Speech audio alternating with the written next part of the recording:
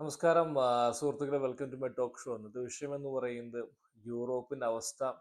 അധികം കാലം യൂറോപ്പ് നീണ്ടു നിൽക്കില്ല. നിങ്ങൾക്ക് യൂറോപ്പ് കാണാൻ ആഗ്രഹിക്കുന്ന വ്യക്തിയാണ്. കാരണം ഞാൻ ഇന്നലെ വീഡിയോയിൽ പറഞ്ഞ പോലെ യൂറോപ്പിൽ പോവുക എന്നുള്ളത് ഏതൊരു വ്യക്തിയുടെയും ഒരു ആഗ്രഹമാണ്. നമ്മൾ സിനിമകളിൽ കാണുന്ന യൂറോപ്പിലെ ആ മഞ്ഞുമലകളും അതോടൊപ്പം തന്നെ പുൽമേടുകളും കാണുമ്പോൾ ആർക്കും ഒരു ആഗ്രഹമുണ്ട് യൂറോപ്പിൽ പോകണമെന്നുള്ളത്. അങ്ങനെ അത്തരത്തിൽ നിങ്ങൾക്ക് ആഗ്രഹമുണ്ടെങ്കിൽ നിങ്ങൾ യൂറോപ്പിലേക്ക് ഉടനടി പോകണം. വെയിറ്റ് ചെയ്യരുത്. ഒരു 2 വർഷം അല്ലെങ്കിൽ 4 വർഷം കഴിഞ്ഞ് പോകാമെന്ന് വിചാരിച്ചാൽ ഒരുപക്ഷെ ഈ പറയുന്ന പുൽമേടുകളും ഈ പറയുന്ന സൗന്ദര്യം ഒരുപക്ഷെ ഉണ്ടായി എന്ന് വരില്ല. Europe is almost dying down. ഇപ്പോൾ യൂറോപ്പിലേക്ക് 2008 2010 കാലഘട്ടത്തിൽ യൂറോപ്പിലെ രാജ്യങ്ങളായിട്ടുള്ള യു കെയിലായാലും അതോടൊപ്പം തന്നെ ഫ്രാൻസിലായാലും ബെൽജിയത്തിലായാലും പോയൊരു വ്യക്തിയാണ് ഞാൻ. കഴിഞ്ഞ ഈ ഒരു വർഷം ഞാൻ ബെൽജിയത്തിലും അതോടൊപ്പം തന്നെ സ്വിറ്റ്സർലാൻഡിലും പോകാനൊരു ഇട വന്നപ്പോൾ ആ ഒരു കമ്പാരിസൺ, ഒരു മാറ്റം ഞാൻ കാണുകയുണ്ടായി. മാറ്റം എന്ന് പറഞ്ഞാൽ ഇപ്പോൾ യൂറോപ്പിൽ നമുക്ക് കാണാൻ സാധിക്കുക എന്ന് പറയുന്നത് രണ്ട് തരത്തിലുള്ള ആളുകളെയാണ് ഇപ്പോൾ. ഒന്നെന്ന് പറയുന്നത് യൂറോപ്പിലെ തെരുവുകളിൽ നിന്നും മൂത്രം അസഹനീയമായ മൂത്രനാറ്റം എവിടെ പോയാലും സഹിക്കാൻ പറ്റില്ല. അതിലുപരിയാണ് പിടിച്ചുപറിക്കാർ. ആളുകൾക്ക് ജോലിയില്ല. ഓക്കെ, ഒരു കൂട്ടം ആളുകൾ കൂട്ടം കൂടി നിൽക്കുന്നു. അതായത് വിദേശത്ത് ഇമിഗ്രൻസ് എന്ന് വിളിക്കുന്ന ഒരു കൂട്ടം ആളുകൾ വെറുതെ ഇരിക്കുന്നു, മറ്റേ പുക വലിച്ചുകൊണ്ടിരിക്കുന്നു. കാരണം ഇവർക്ക് ഈ പണിയെടുത്ത് ശീലമില്ല. അതുകൊണ്ട് ഒരു കൂട്ടം ആളുകൾ യൂറോപ്പിൽ എവിടെ പോയാലും കുറേ ചായ കുടിച്ചുകൊണ്ട് അവർ പുക വലിച്ചിരിക്കുന്നു. കുറേ കുറേ ആളുകൾ, കുറച്ച് വെള്ളക്കാർ പണിയെടുക്കുന്നു. ഇപ്പോൾ യൂറോപ്പിലെ അവസ്ഥയാണ്, കുറച്ച് വെള്ളക്കാർക്ക് അല്ലെങ്കിലേ പണിയെടുക്കാൻ മടിയാണ്. അക്കൂട്ടത്തിലാണ് ഇവർക്ക് പണിയെടുത്തേ പറ്റൂ. അങ്ങനെ കടന്നു വന്ന ആ, ഈ ഈ ഇമിഗ്രൻസ് വെറുതെ ഇരിക്കുന്നു, വെള്ളക്കാർ പണിയെടുക്കുന്നു, കുറച്ച് ഇന്ത്യക്കാർ മാത്രം കഷ്ടപ്പെട്ട് ചവറ് പോലെ കിടന്ന് പണിയെടുക്കുന്ന ഒരു അവസ്ഥയാണ് യൂറോപ്പിലെ പല രാജ്യങ്ങളും. അതായത് ഇന്ന് ടാക്സ് കൊടുക്കാനായിട്ട് ഇപ്പം യൂറോപ്പിലെ പൊതുവൊരു ജനങ്ങളുടെ മനോഭാവം എന്ന് പറഞ്ഞാൽ കുട്ടികളുണ്ടാക്കാൻ താല്പര്യമില്ല അവർക്ക്. കാരണം എന്ന് വെച്ചാൽ ഈ മുന്നോട്ട് പോവുക അസാധ്യമാണ്. ടാക്സിൻ്റെ ഇൻസെൻറ്റീവ്സ് ഇല്ല, രണ്ടറ്റം മുട്ടുന്നില്ല. ഇപ്പോഴത്തെ അവസ്ഥ മെയിനായിട്ട് യൂറോപ്പിലെ പല ദേശങ്ങളിലേക്കും ലോ ആൻഡ് ഓർഡർ എന്ന് പറയുന്ന സംഭവമേ ഇല്ല. ബെൽജിയത്തിലെ പല നഗരങ്ങളിലും ഞാൻ പകർന്നു ചെന്നപ്പോൾ സത്യം പറഞ്ഞെങ്കിൽ പേടിയായിപ്പോയി. അതായത് പട്ടാ പകല് പോലും എന്നെ കുത്തിമുലർത്തിയിട്ട് എൻ്റെ കയ്യിലുള്ള വിലപിടിപ്പില്ലെങ്കിൽ പോലും ഉള്ളത് പോലും കൊണ്ടുപോകുന്നൊരവസ്ഥയാണ് ഇന്ന് യൂറോപ്പിലെ ചില ദേശങ്ങൾ. അതിൽ സ്വിറ്റ്സർലൻഡ്, പിന്നെ പോളണ്ട്, അങ്ങനെ ഒന്ന് രണ്ട് രാജ്യങ്ങളൊക്കെ തൽക്കാലം പിടിച്ചു നിൽക്കുന്നു. പക്ഷെ ഒരുപാട് കാലം അവർക്ക് മുന്നോട്ട് പോവുക അസാധ്യമാണ്. ജർമ്മനി ഏകദേശം കൈവിട്ടുപോയ അവസ്ഥ.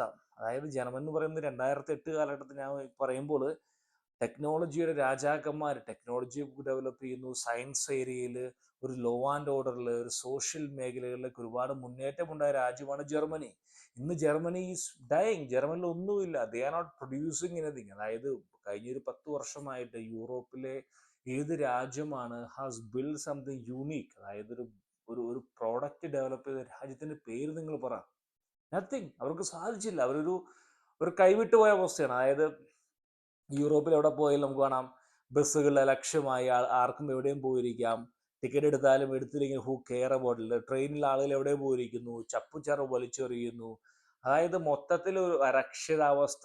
ലോ ആൻഡ് ഓർഡർ എന്ന് പറയുന്ന സംഭവമേ ഇല്ല. ഒരു കൈവിട്ട അവസ്ഥ. അതായത് ഈ ലെഫ്റ്റ് സർക്കാരുകൾ, അത് ലെഫ്റ്റ് അജണ്ടയുമായി മുന്നോട്ട് വന്ന ഒരു സോഷ്യലിസം നല്ലതാണ്, അല്ലെങ്കിൽ ക്യാപിറ്റലിസം എന്താ പറയുന്നത് നല്ലതല്ല, അല്ലെങ്കിൽ ക്യാപിറ്റലിസം നിങ്ങൾ തുലയും എന്ന് പറഞ്ഞു വന്നവരൊക്കെ ദിസ് വാട്ട് ഹാപ്പനിങ്. ഈ അവരുടെ അജണ്ട എന്ന് പറയുന്നത് നടപ്പിലായി കഴിഞ്ഞപ്പോൾ ഈ രാജ്യങ്ങൾ ഒരു ഒരു പരാജയത്തിലേക്ക് വളരെ കുതിക്കുകയാണ്. ഇപ്പൊ ഇന്ത്യയിൽ ഇപ്പൊ പറയുകയാണെങ്കിൽ അറ്റ്ലീസ്റ്റ് വി ആർ മെയിൻറ്റെയിനിങ്. അതായത് നമ്മൾ എന്തുണ്ടോ അത് കഴിഞ്ഞൊരു 20 വർഷമായി നമ്മളത് കാത്തു പരിപാലിക്കാൻ ശ്രമിക്കുകയാണ്. പക്ഷെ ഈ പറഞ്ഞ രാജ്യങ്ങളാണെങ്കിൽ കഴിഞ്ഞൊരു 10-20 വർഷമായിട്ട് ഗോയിങ് ഡൗൺ. അതുമാത്രമല്ല, വീരവാദം പറച്ചിലാണെങ്കിൽ വളരെ ഭയങ്കര വീരവാദം പറച്ചിൽ. അതായത് അമേരിക്ക ഞങ്ങൾ തൊടും, അമേരിക്ക എടോ കഴിഞ്ഞൊരു 10 വർഷമായിട്ട് നിങ്ങൾ എന്തുണ്ടാക്കി? യു ആർ സ്റ്റിൽ യൂസിങ് അമേരിക്കയുടെ പ്രോഡക്റ്റ് ആയിട്ടുള്ള മൈക്രോസോഫ്റ്റ് ആയാലും എൻവിഡി ആയാലും ഗൂഗിൾ ആയാലും സ്റ്റാർലിങ്ക് ആയാലും അമേരിക്കാസ് ബിൽഡിംഗ് പ്രോഡക്റ്റ്. അവർ സംസാരം മാത്രമല്ല, ദേ ബിൽഡിങ്. അവർ ഈ ബാക്ക് എൻഡിൽ സംസാരിക്കുമ്പോൾ പോലും ദേ ആർ ബിൽഡിങ്. ഇപ്പൊ നമുക്കറിയാം സ്പേസ് എക്സ്, ഇലോൺ മസ്ക്, അതുപോലെ ChatGPT, OpenAI the companies are developing. ഇന്ന് ലോകത്തിൽ രണ്ട് രാജ്യങ്ങൾ മാത്രമാണ് ഹൂസ് ഡെവലപ്പിംഗ് സംതിങ്, ആര് ചൈനയും അമേരിക്കയും. രണ്ട് രാജ്യങ്ങൾ മാത്രമാണ്. അവരുണ്ടാക്കുന്നു, ലോകം മുഴുവൻ വിൽക്കുന്നു, എവരിബഡി ഈസ് കൺസ്യൂമിങ് ഇറ്റ്. അവരുണ്ടാക്കിയ പ്രോഡക്റ്റ് കൺസ്യൂം ചെയ്തുകൊണ്ട് എന്താ പറയുന്ന 35 ഡിഗ്രി സെൽഷ്യസിൽ പോലും AC ഉപയോഗിക്കാതെ ഗ്ലോബൽ വാർമിങ്ങിന്റെ പേരും പറഞ്ഞുകൊണ്ട് അമേരിക്കയെ തെറി പറഞ്ഞുകൊണ്ട് ഒരു കൂട്ടം നേതാക്കന്മാരാണ് യൂറോപ്പിലൂടെ. എത്ര കാലം ഇവർക്ക് മുന്നോട്ട് പോകാൻ സാധിക്കും? I don't even know. അവിടെ ഉണ്ടോയെന്ന് പറയുന്നത് കുറച്ച് വെള്ളക്കാർ അവിടെ കൂടെ നിൽക്കുന്നു, ബാക്കിയുള്ള വെള്ളക്കാര് ഈ പറയുന്ന കുറെ ഡ്രഗ്സ് വാങ്ങാൻ കൂടി നിൽക്കുന്നു, ഡ്രഗ്സ് വാങ്ങിച്ച് അവിടെ കിടന്നുറങ്ങുന്നു. മൊത്തത്തില് ചുരുക്കം പറഞ്ഞാൽ ഒരു 2-3 വർഷം കൂടി ഈ പറയുന്ന പല രാജ്യങ്ങൾക്ക് പിടിച്ചെടുക്കാൻ സാധിക്കും. ഇറ്റലി അതിന് വിശേഷം, ഇറ്റലിയൊക്കെ കൈനേ പോയി, ഇനി അവിടെ ഒന്നുമില്ല. ഇറ്റലിയിലെ പള്ളികളും പിന്നെ അത് കാണാൻ ആഗ്രഹിക്കുന്നവരുണ്ടെങ്കിൽ 2 വർഷം കൊണ്ട് പോവുക. അധികം കാലമൊന്നും ഇറ്റലിയൊന്നും കാണില്ല. കാരണം ഇറ്റ്സ് ദുരവസ്ഥ. അതായത് നിങ്ങൾ ചെന്ന് ഇറങ്ങി കഴിഞ്ഞാൽ ചിലപ്പോൾ നിങ്ങൾ എയർപോർട്ടിൽ നിന്ന് നിങ്ങൾ അടിച്ചു കൊണ്ടുപോകും. എയർപോർട്ടിൽ പുറത്തിറങ്ങുന്ന നിമിഷം തന്നെ നിങ്ങളുടെ വിലപിടിപ്പുള്ള ബാഗുകളും നിങ്ങളുടെ ലാപ്ടോപ്പുകളും നിങ്ങളുടെ ഫോണും അടിച്ചു മാറ്റിയിരിക്കും.